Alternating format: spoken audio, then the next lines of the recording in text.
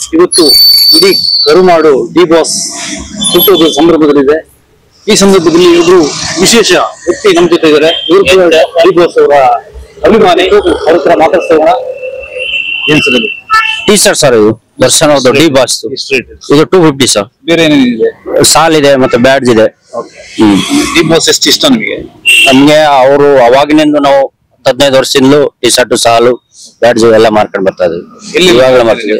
ಅವ್ರದ್ದು ಫಂಕ್ಷನ್ ಎಲ್ಲೆಲ್ಲ ನಡೀತದೆ ಅಲ್ಲೆಲ್ಲ ಹೋಗ್ತೀವಿ. ಹೆಂಗಿದೆ ಅಭಿಮಾನಿಗಳ ರೆಸ್ಪಾನ್ಸ್? ಅಭಿಮಾನಿಗಳು ರೆಸ್ಪಾನ್ಸ್ ಚೆನ್ನಾಗಿದೆ ಸರ್.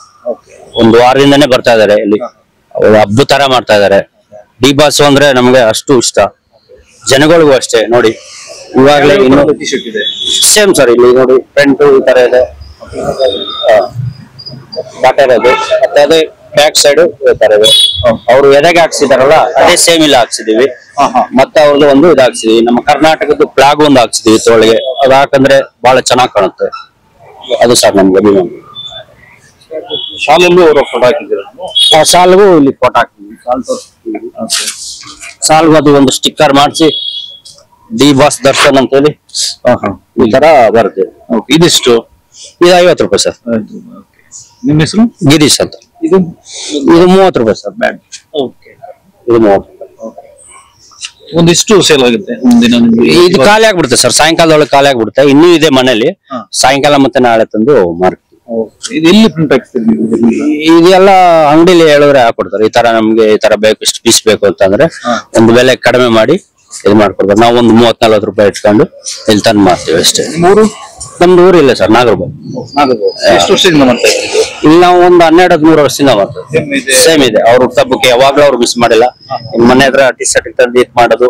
ಫಸ್ಟ್ ಎಲ್ಲ ರಬ್ಬರ್ ಪ್ರಿಂಟ್ ಬರೋದು. ಇವಾಗ ಬಂದ್ಬಿಟ್ಟು ರಬ್ಬರ್ ಪ್ರಿಂಟ್ ಬರಲ್ಲ. ಈಗ ಮಾಮೂಲಿ ನಮ್ಮ ಡಿಜಿಟಲ್ ಪ್ರಿಂಟ್ ಅಂತ ಹೇಳ್ತಾರೆ, ಸಬ್ಲಿಮೇಷನ್ ಅಂತ ಹೇಳ್ತಾರೆ.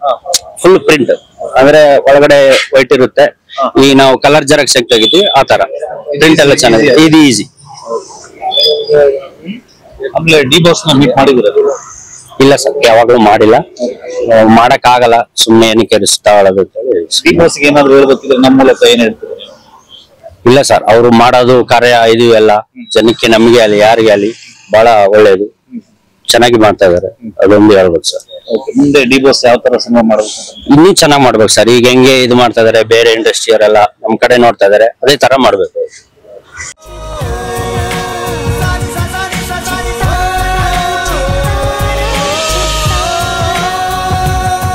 ಕನ್ನಡಿಗರ ಮನೆ ಮಾತಾಗಿರುವ ಸಿನಿ ಪತ್ರಿಕೆ ಚಿತ್ತಾರ, ಕರ್ನಾಟಕದ number 1 readers choice entertainment magazine.